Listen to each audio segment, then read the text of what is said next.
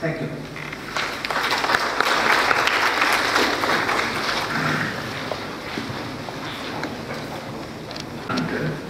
To President Chairman of the Geological Survey and Mines. Dr. Vijayananda was previously we want to thank you for coordinating the submission of Sri Lanka to the United Nations on the extension of the continental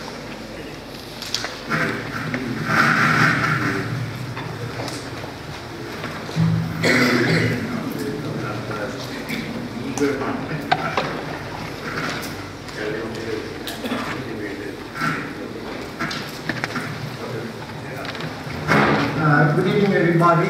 Thank you, Mr. Chitti, Reverend Father, Your Excellencies, ladies and gentlemen, friends. Let me thank Sabi this evening and give this opportunity and this sweet question. Let me go through the law of the sea and briefly and how it's applicable to us. The whole ocean is governed by the law of the sea, and this is under the United Nations, and it's a very small volume like this. It's the law of the sea convention, and it's not a large volume other legal documents. It's a small document like this. And under the law of the sea, every coastal state has rights for the resources in the water column, seabed and subsurface, up to a distance of 200 nautical miles from the baseline. That is from here up to here. So this is very important that all the resources in the water column, seabed and subsurface. So no state has rights for the resources in the water column beyond 200 nautical miles. So all the fisheries resources, the coastal state has rights only up to maximum up to 200 nautical miles. Of course, if there's another adjoining state, then you have to have a border. There's a bilateral agreement. Here for Sri Lanka, we have the bilateral agreement with India, and then we have the rights for the fisheries or water column resources only up to 200 nautical miles. Right. If you take a cross section from the land right up to the deep sea, this is how it looks like. You have the state or the land, and then there's a stretch of called narrow shelf. It's called continental shelf. It's a narrow it's a shallow region, but what I mean shallow is maximum up to 200 meters. And beyond shelf, it is a slope, and it goes up to rise and deep sea, that is 1,000 meters, and can go up to even 4,000–5,000 meters.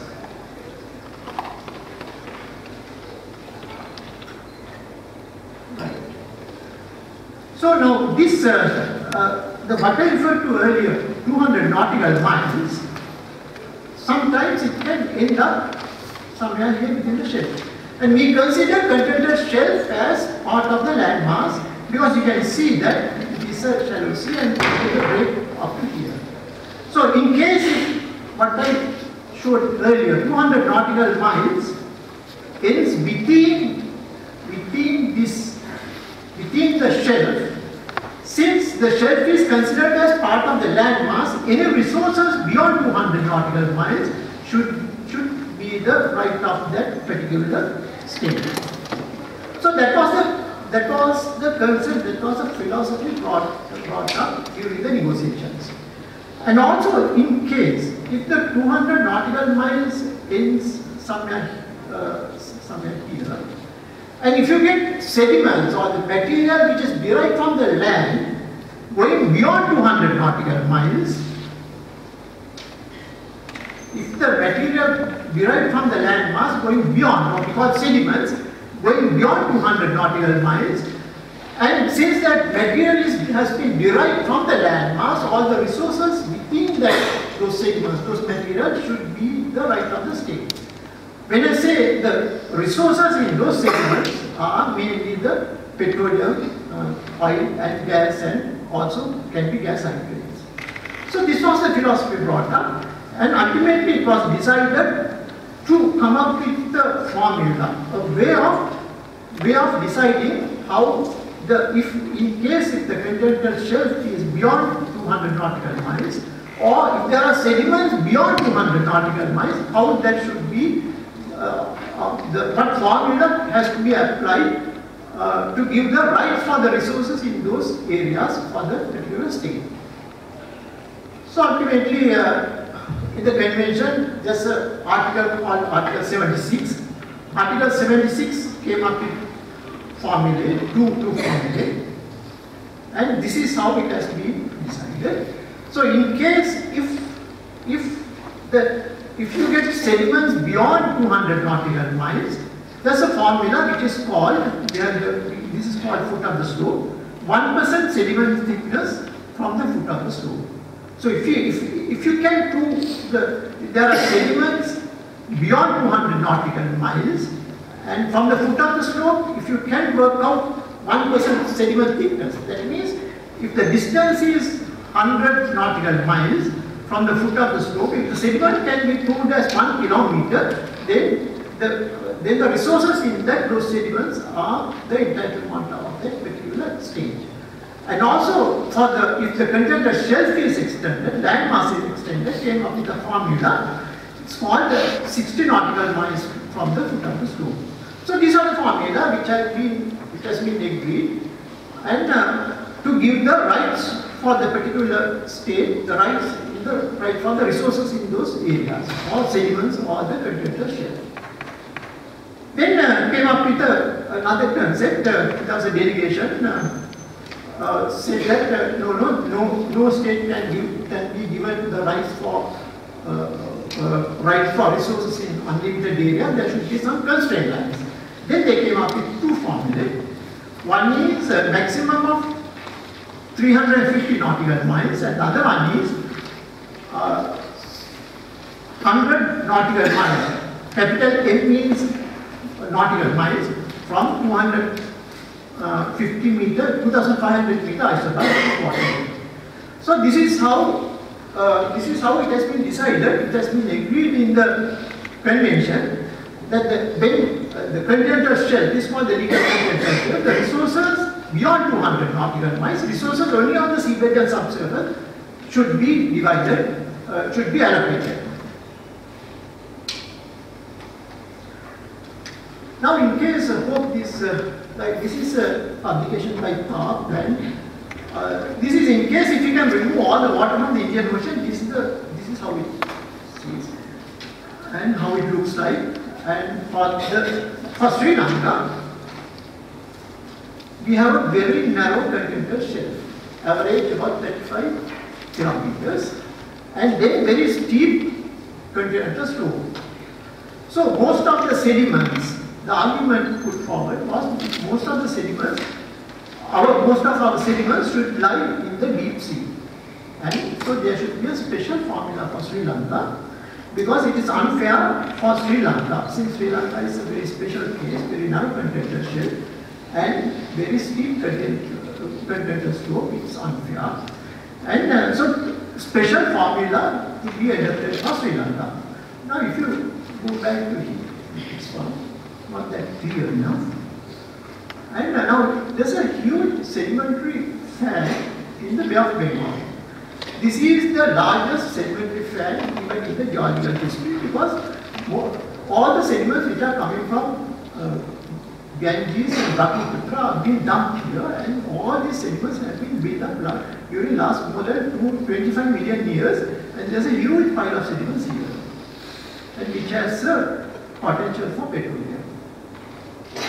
And so since this is adjoining Sri Lanka, we have a right for these resources in the sediments. So ultimately, as Mr. Birija mentioned previously, our delegation was very successful in coming up with a different formula for Sri Lanka. It is in the Annex 2 of the final act, which we can go up to 1 kilometer sediment thickness instead of 1%. That means that we can go up to this, in the sediment, go up 1 kilometer sediment thickness. When you say 1 kilometer sediment thickness, it's a vast area, quite large area, and it goes up beyond south of equator. And also there is another point which I want to mention if I go further, and the Annex 2 also mentions that this method may also be utilized by a neighboring state. When you say neighboring state, it is India. Of course, I am not fulfilling my duty if I do not mention the Sri Lankans who negotiated the formula successfully, and it was, the whole delegation was led by Dr. Giran Jayawardena, who is in the audience. Because of the delegation, we got this special right for Sri Lanka. So now, to measure 1 kilometer sediment thickness. So the task was given by the government to find where the 1 kilometer sediment thickness. So we can go up to 1 kilometer sediment thickness. We use a technique called seismic, and there's an explosive device. Explosive means we use air guns and water guns, and we send a signal, and the signal gets reflected at different sediment strata and then comes back. And the signal is picked up by streamer, we call it, series of earphones, and we send to the vessel. And these are the type of vessels where you can see the air guns shooting air guns, and then you have the streamers, and the air guns send the signal. And when the signal comes back, the vessel is not there because the vessel keeps on, the vessel has to keep on moving. So there are we throw streamers where the signal is picked up and then sent to the vessel. And for our survey, we used a vessel called Joe Searcher. It's a Norwegian vessel.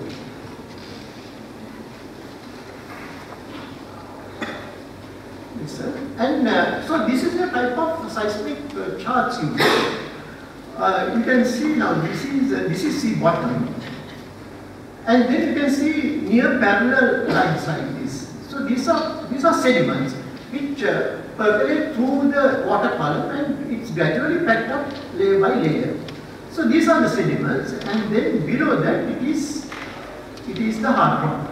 These are volcanic rocks, and so what we have to measure where these sediments are 1 kilometer. These sediments are 1 kilometer. So we did the survey, and these are the results we got. Now here where we have worked out, these are the sediments, and this is the basement of volcanic rocks, and so we have worked out where the 1 kilometer sediment is. And this is the survey we did, the initial survey, and ultimately came up with the claim for Sri Lanka. And here this, you can see, now this is 200 nautical miles where we are entitled for the water column, seabed and subsurface. And beyond that, our entitlement is only for the resource in the seabed and subsurface. And so it starts from here and then goes up. And so we picked up 1 kilometer sediment thicknesses and came up here. And then this ended up here, because we cannot enter the Indian EEZ, Indian 200 nautical mile EEZ, and so our claim is for the whole area. It's quite a large area, more than 25 times the land area.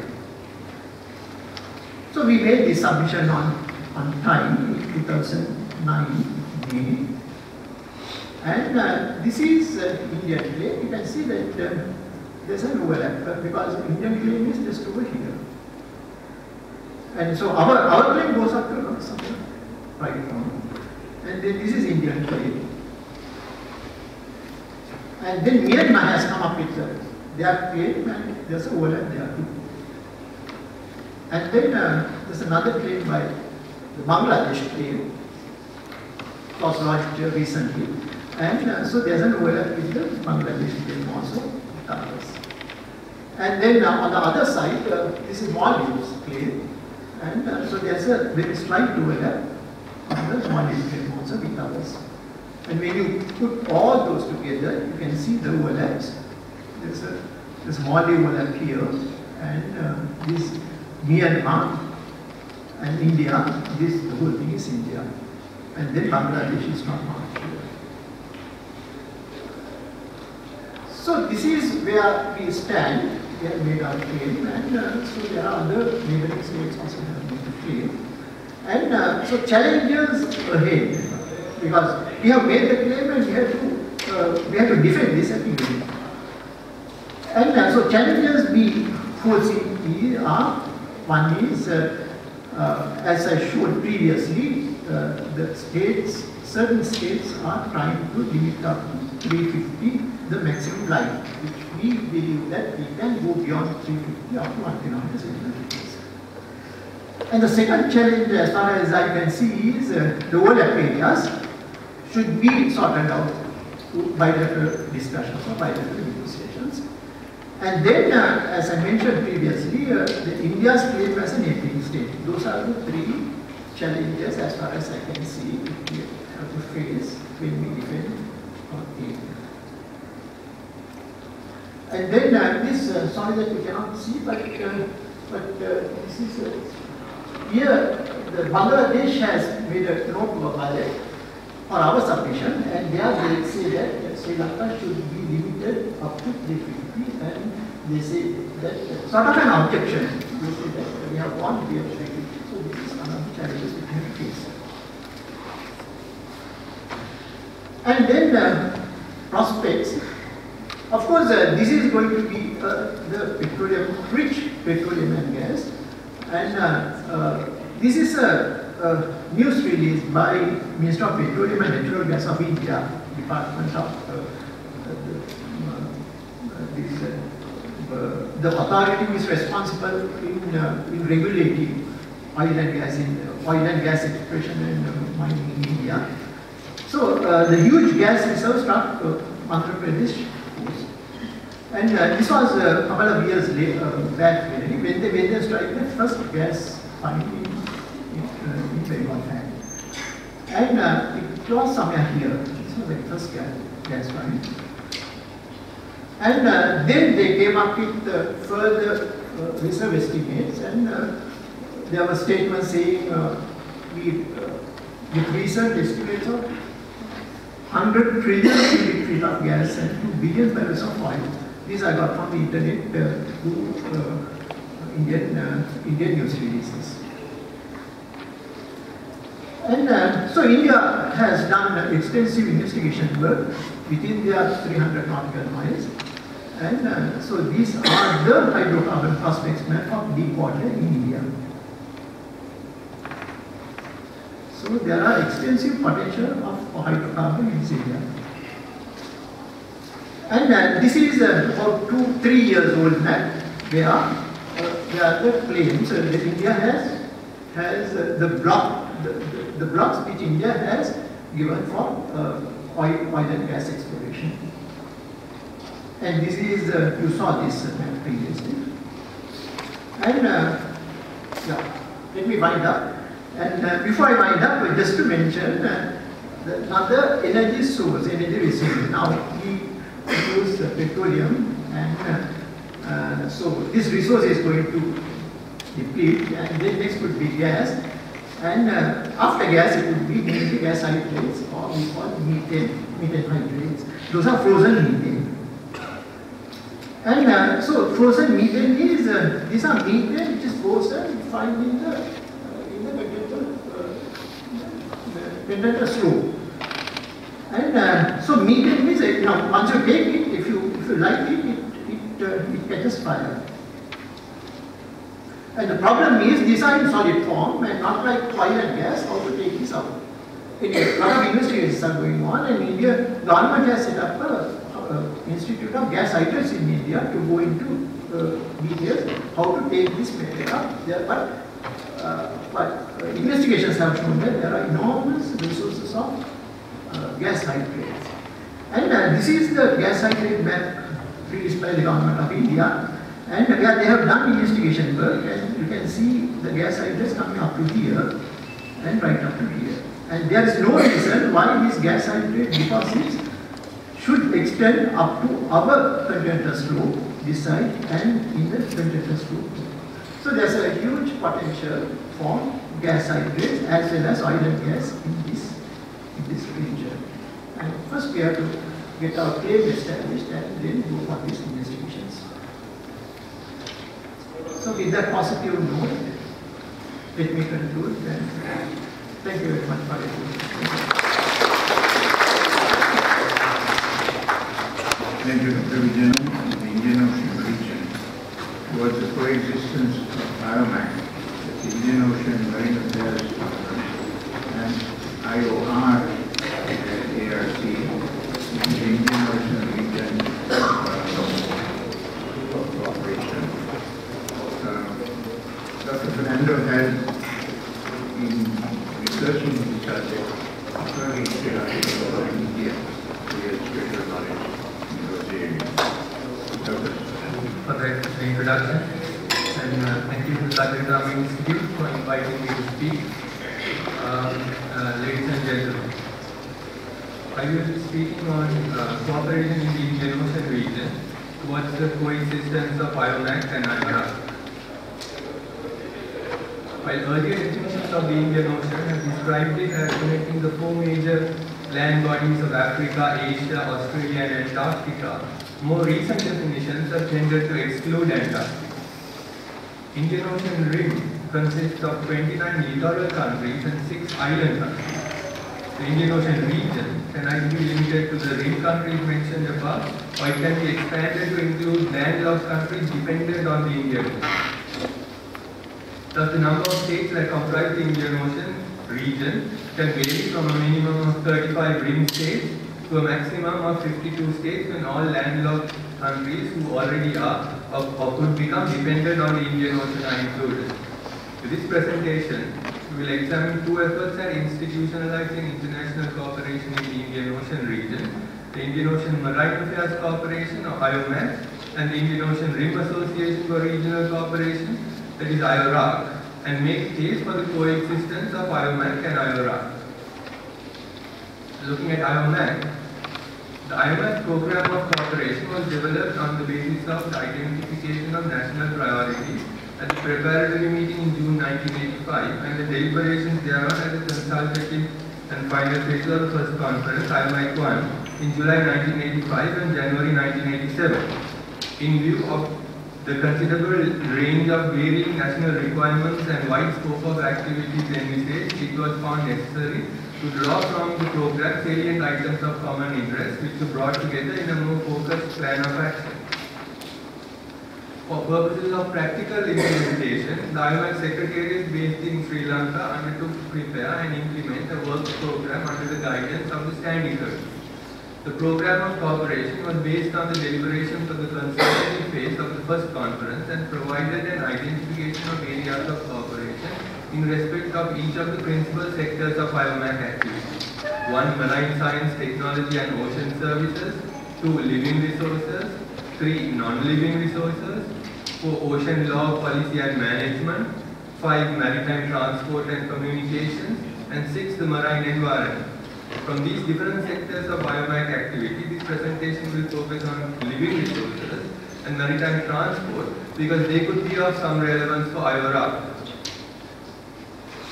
Looking at living resources, the IOMAC 1 preparatory meeting as well as the first conference at its consultative phase in June 1985 and the final phase in 1987 for the first time took cognizance at the intergovernmental level of the rapid development of a major industrial-scale distant-watch tuna fishery in the Indian Ocean in the early 1980s and called for an early establishment of an appropriate regulatory body for management of Indian Ocean tuna. Subsequent IOMAC meetings, especially at the Standing Committee, kept relevant developments under review and acted as a catalyst for deliberations on the establishment of such a body, which eventually emerged under the auspices of the Food and Agriculture Organization in the form of the Indian Ocean Tuna Commission. In January 1989, a group of IOMAC fisheries and legal experts met in Jakarta to prepare a common procedure for intergovernmental deliberations on the subject.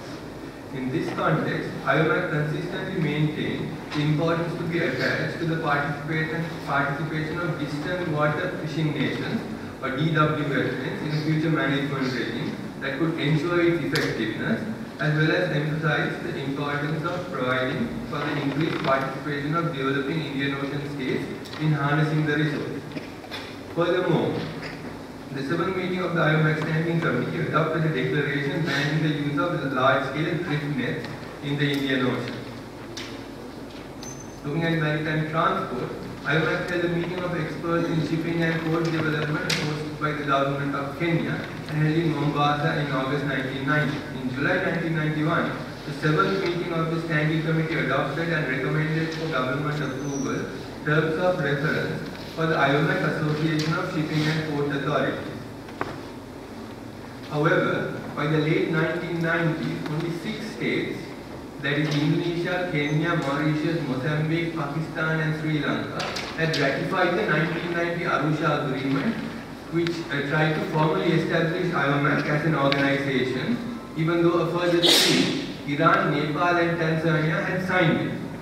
In accordance with Article 16 of this agreement, it required ratification by a minimum of 10 states to enter into force. Many Indian Ocean states such as India, Australia and South Africa did not become members of IOMAC. Nevertheless, Australia, which is the current chair of IORAC, has shown some interest in IOMAC. Now looking at IORAC, the IORAC Charter adopted in 1997 emphasizes economic cooperation. Article 3 of the Charter stipulates that all decisions are to be taken on the basis of consensus, and the IORAC Secretariat was set up in Mauritius. The Chairman's report on the Indian Ocean Rim Initiative Working Group meeting delivered to the second IORI Intergovernmental meeting held in September 1996 clarified that the Charter is not a treaty, that IORAC is not a preferential trading bloc, and that member states are committed to the principle of non-discriminatory treatment to one another and on the basis of most favored nation status to all those who are also World Trade Organization members. However, since the early 2000s, there have been an effort to move IORAC towards the preferential trading arrangement. It has not, at least in my understanding, as far as I know, it has not moved, it has not established a preferential trading arrangement yet, but there have been efforts to move it towards the PTA. The first work program of IORAC consisted of the following 10 projects: Cooperation in Standards and Accreditation, Indian Ocean Rim Business Center and Indian Ocean Rim Network, 3 Investment Facilitation and Promotion, 4 IORCI and Indian Ocean Studies and Associate Fellows, 5 Trade Promotion Program and IOR Trade Fair, 6 Development, Upgrading and Management of Seaports, Maritime Transport, Insurance and Reinsurance, 7 Human Resource Development Cooperation, 8 Working towards complementarity, comparative analysis of existing multilateral and regional economic and trade policy arrangements and processes, and 9 Tourism Promotion and Development, and 10 Technology Enhancement in the Indian Ocean region. Now, looking at that first work program of IOMAC, this brings out clearly its early focus on economic cooperation. Sri Lanka hosted the ministerial meetings in 2003 and 2004 in Colombo. The 9th and 10th ministerial meetings were held in 2009 and 2010 at Sana'a, Yemen. The 11th and 12th ministerial meetings were held in India at Bangalore in 2011 and at Gurgaon in 2012. By November 2012, the association had 20 members, 6 dialogue partners and 2 observers. While for quite some time since its inception in 1997, the IORAC focused on economic cooperation. At least since the 9th ministerial meeting in 2009, its agenda has begun to broaden to include maritime issues. So I will conclude the presentation by making the case for collaboration between IOMAC and IORAC. In a paper published in 2002, the late Professor Kenneth Macpherson of Australia had noted that the IORAC was too narrowly focused on trade facilitation and has argued that the agenda of IOMAC, an initiative which has done a great deal of work on marine and maritime issues, was worth revisiting by IORAC. Since the 9th ministerial meeting in 2009 at Yemen, the IORA's agenda has shown signs of broadening to include the Fisheries Support Unit, or FSU, and the Maritime Transport Council, or MTC. A memorandum of understanding on the FSU was adopted during the 9th ministerial meeting at Yemen in 2009. The document establishing the MTC was adopted during the 10th ministerial meeting at Yemen in 2010. The FSU aims to foster greater cooperation among IORAC member states in sharing experiences, consolidating and mobilizing resources, and enhancing fish trade activities in accordance with broad international efforts to promote sustainable fisheries practice. It also seeks to find solutions to threats facing the fishing industry, such as illegal fishing, overfishing, depletion of stocks, and pollution. The MTC aims to facilitate maritime transport and strengthen maritime transport cooperation in the region. The work already done by IOMAC on living resources and maritime transport, which I had referred to earlier, would be of relevance in achieving the objectives of the IORAC, FSU, and MTC. This could be a sound basis for collaboration between IORAC and IOMAC. This will have the additional benefit of avoiding duplication and saving scarce resources. The two cooperation efforts should build on complementarities and forge synergy, with IORAC drawing upon IOMAC's long-standing track record and specialization. Given the widening scope of IORAC's activities, this could well be a sensible course of action to take.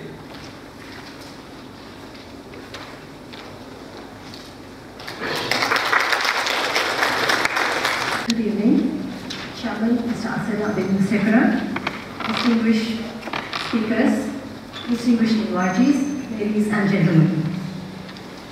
The presentation was to be delivered to you by Mr. Prabhash Sinha, who is a knowledgeable personality in the tuna industry. Unfortunately, he is tied up with some other event today, and I am here to represent him. My name is Tiloni Amaka. We are going to talk to you about the Sri Lanka fisheries overview.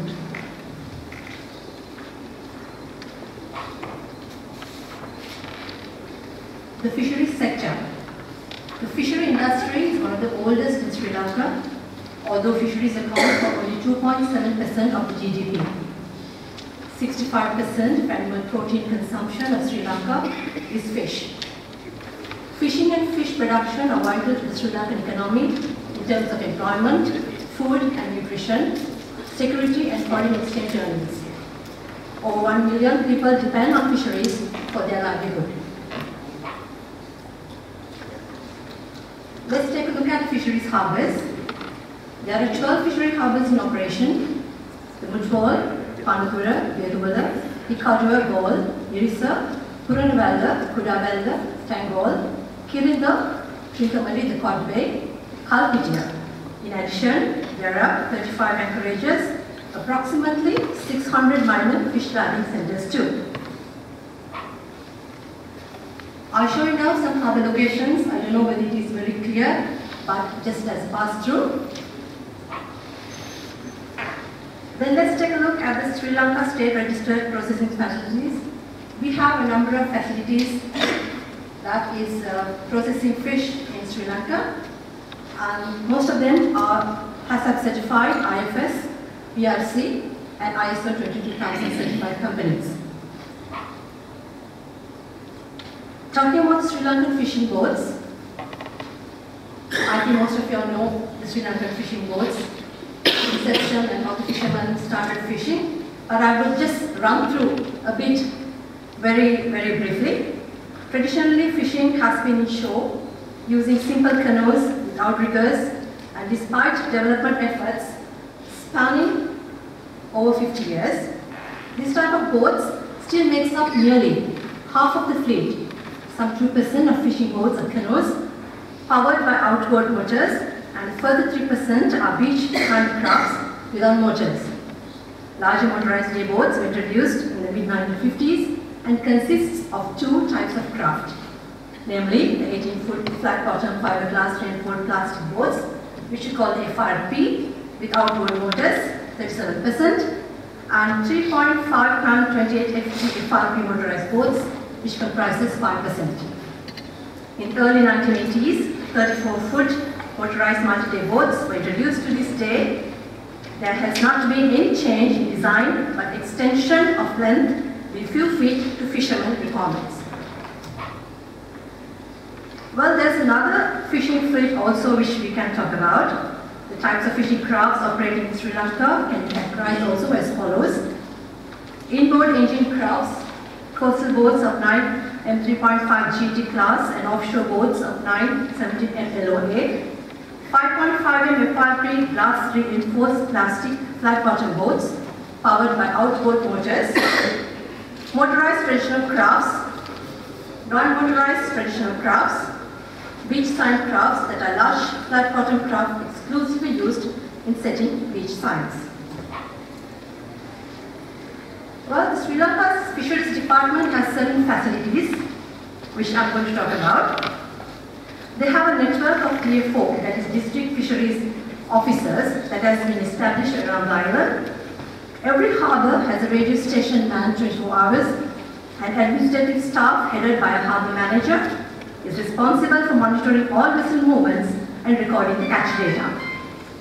The Ministry of Fisheries has a subsidized issue of SSB radio communications and GPS to multi-day fishing craft and broadcast news, weather reports, information, while also using the channel for monitoring surveillances and control activities. Fishermen are now issued with professional identity cards, vessel monitoring systems has been installed and the process of being implemented.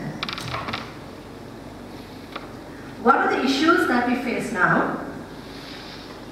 As you all know, the GST Plus, well, the non-extension of the GST Plus facility by the EU has caused a potential fallout in terms of loss of key markets for chilled tuna exported to the EU.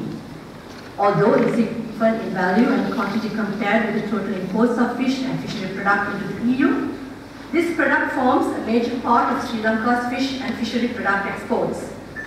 This loss will also adversely impact the fisheries sector as the excessive price of fish will have to absorb the increase of duty of approximately 18 to 20%, thereby adversely affecting the rural development as fishermen will require a realistic increase in production to maintain viability.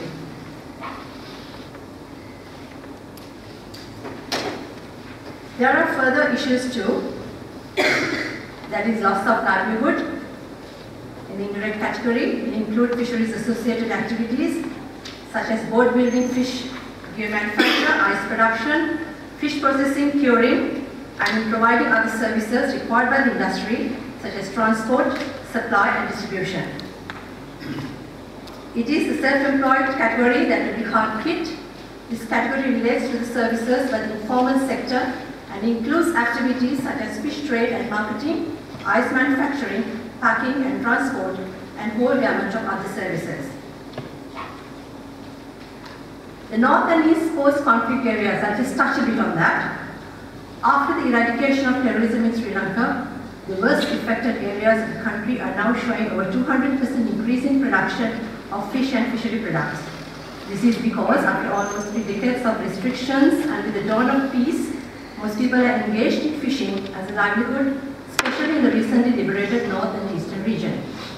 The fish industry is expected to make a major contribution to the development program in the recently liberated areas of north and east of Sri Lanka and is being addressed in the following areas.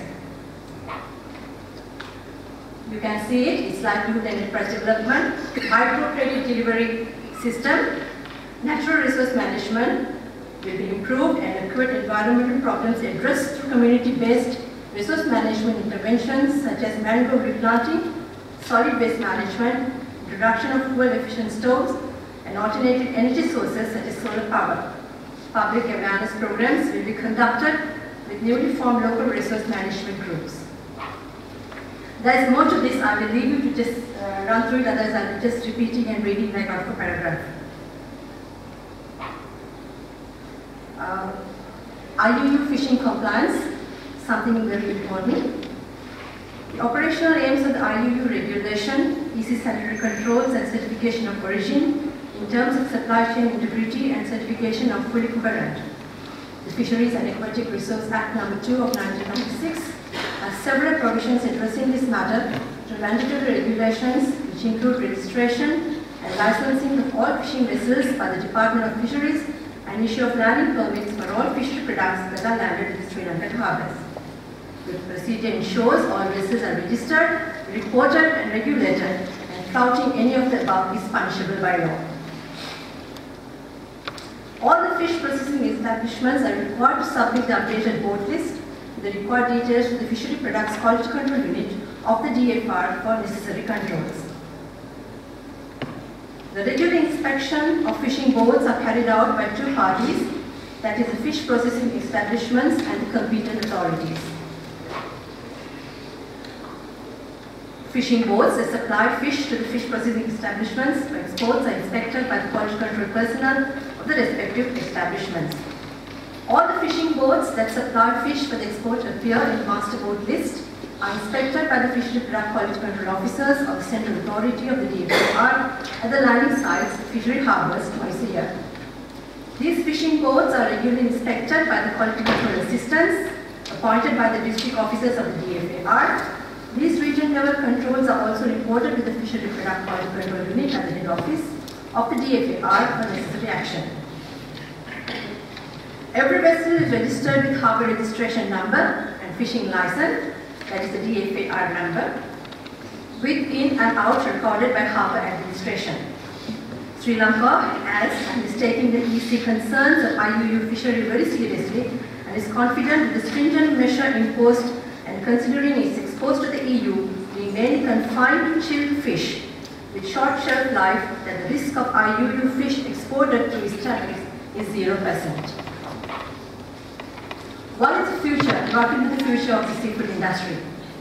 Some key interesting points, that is, fishing in Sri Lanka has to definitely increase, value-added products has to definitely be increased, and maximization of waste has to be increased.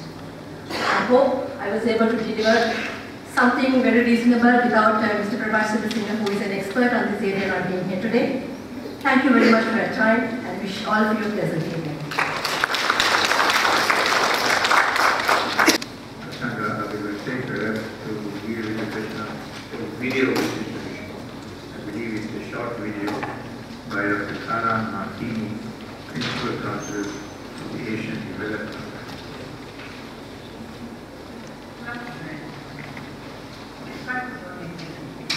London does have an incredible resource. Sharks, manta rays, dugongs, blue whales, over 20 species of whales and dolphins, many species of turtles, and over 180 species of coral. But sadly, many of these species are threatened. So what can we do? Well, my talk today is going to be looking at illegality. And so what I'm talking about is promoting justice for ocean and aquatic resources. And in doing that, and in giving you an overview of what I'll talk about, there are really three things I'd like to look at. And the first is biodiversity and the wildlife trade. The second, I'm going to look at three cases of species in Sri Lanka that are threatened: the manta ray, the shark, and the dugong. And thirdly, I'm going to walk us through a program of environmental and ocean justice that we have been working on here at AUD. So first, I'd like to talk about CITES. CITES is the Convention on International Trade in Endangered Species, which will meet in a few weeks in Thailand, is an important international environmental agreement that seeks to combat the illegal wildlife trade. Now, this focuses on marine wildlife as well as terrestrial wildlife. There will be several species that are going to be coming up for consideration to be protected under an international agreement that are also in Sri Lanka. In conjunction with that conference, Asian Development Bank and the Secretariat of CITES will have a symposium on enforcement. We're calling it a symposium on combating wildlife crime, securing enforcement, ensuring justice and upholding the rule of law. But what we're really trying to do is bring together Chief Justices, Attorney Generals, heads of police, heads of customs, ministers, the full range of enforcement officials who can be enlisted to help in this real challenge of combating wildlife trade. And we are thrilled and privileged to have your own Chief Justice and Inspector General of Police going to join us, as well as very senior members of your Attorney General's Department and other important officials. So the first animal that occurs on sightings and is also Sri Lankan is the dugong. The dugong one once saw many of up in the north and east, the Gulf of Mannar, but sadly during the 1950s there was a lot of poaching and about 100 of these were killed a year. So they were decimated. There are very few left. Now Sri Lanka has recognised the importance of protecting these species, and under the Flora and Fauna Conservation Act they're protected. They're also listed as listed under CITES, and Sri Lanka is making efforts to protect this species. But problem, there's still illegal poaching going on of the few dugongs that are left. And we actually don't know the numbers. Researchers haven't been able to go in because of the long conflict in Sri Lanka. The second species that I wanted to talk about is the manta ray. Manta ray is a beautiful animal. If any of you have spent time, you've seen a beautiful animal, charismatic.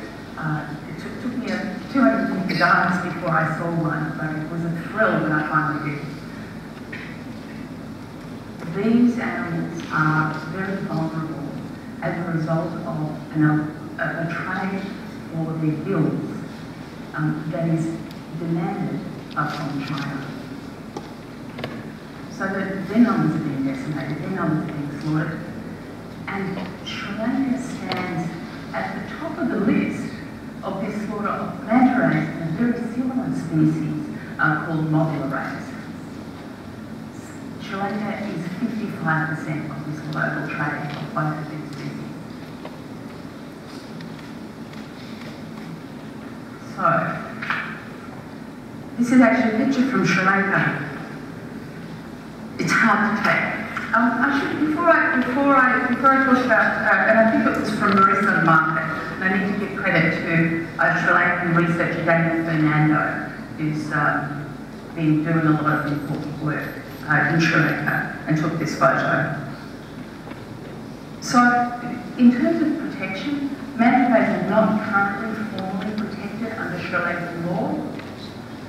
They are up for listing as CITES, and it would be a very important step if they were listed. Sri Lanka last year recognised them under a different international convention on the Convention for Migratory Species and agreed to try and do efforts to protect them under that treaty. But the CITES listing would be more important.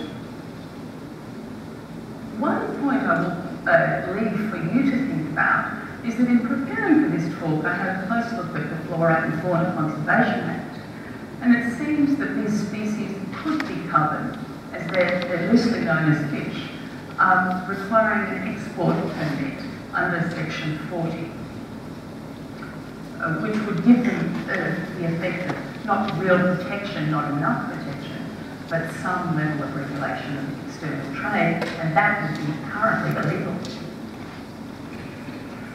So this market is driven largely by consumption in China and Hong Kong, largely driven by demand for gill rakers. You can see in this photo, these are gill rakers. They're used for a range of different tonics in traditional Chinese medicine. The actual value a fisherman is getting for a manta ray really ranges from $500 to $1,000 for a very large manta ray, but somewhat less, much less. The average size manta ray would be somewhere in the order of 9,000 rupees or $100 for an average. Now, that might sound like a lot of money, but compared to the money that these animals contribute to the tourism trade, that is really infinitesimal. Because the current valuations, and while these are estimates, are that each single manta over its lifetime can contribute up to $1 million.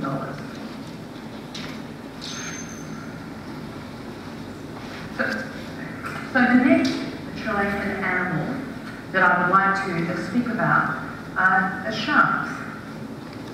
Sharks, similar to manta rays, are being decimated by a large demand for shark fin soup in China. Now, what is happening in many places around the world is that the sharks are being caught just for the fins because of the high value of the fins. Sometimes the animals are sort of left in the water, dropped off the boats alive, just so the fishermen can actually collect more fins while they're out at sea. Sri Lanka has, to its credit, legally banned this practice of finning and only keeping the fins. It is required that sharks come to shore with their fins. So that was an important development in Sri Lanka in 2001. However, the demand in China is still fueling the decimation of sharks across Sri Lanka, as sharks are not highly regarded as their food in Sri Lanka. So it still is the shark fin trade that is driving unsustainable illegal fishing of sharks. I'll just note this lovely shark with a long tail, a fresh shark, again to Sri Lanka's credit, this year, or 2012, protected that completely, and I understand is also protecting whale sharks. But moving forward, there are several species of sharks that are also found in Sri Lanka that are coming up for both societies for further protection. They are vulnerable to extinction, threatened with extinction, and would be an important vote for protection if they were listed as well.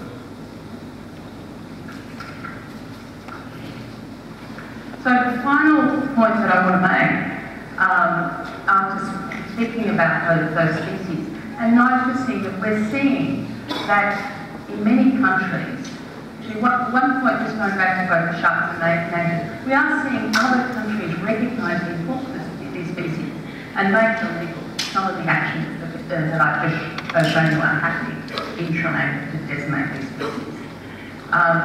So the final point is that I wanted to talk about our program on environmental justice. So the enforcement chain, as I mentioned before, is made up of several different parts. Obviously, judges are at the far end, but before that we have police, ministry, enforcement officials, fisheries, customs, who actually need to apprehend people who are doing illegal trade, or other environmental crime. Then we need prosecutors, and then so the prosecutors ultimately come to court. But what we've done in this program is focus on Chief Justices and the senior judiciary. And we've done this because they have the credibility and status to champion environmental rights and environmental justice, to shape environmental law and give precedent, and issue rules and directions to lower courts to carry out their role of adjudicating environmental cases. I want to introduce you to the Chief Justice of Malaysia. And the reason I want to do that is that last year, 2012, in 12 short months, he made some radical changes that have really promoted environmental justice throughout Malaysia. And what he has done is establish environmental courts throughout the country, publicly spoken in favour of environmental justice and problems with environment to lay people as well as his own judges, instituted retreats to sort of places in Malaysia that would allow some of the judges to get a greater sense of the environment, and issued a decree insisted that the judges take wildlife crimes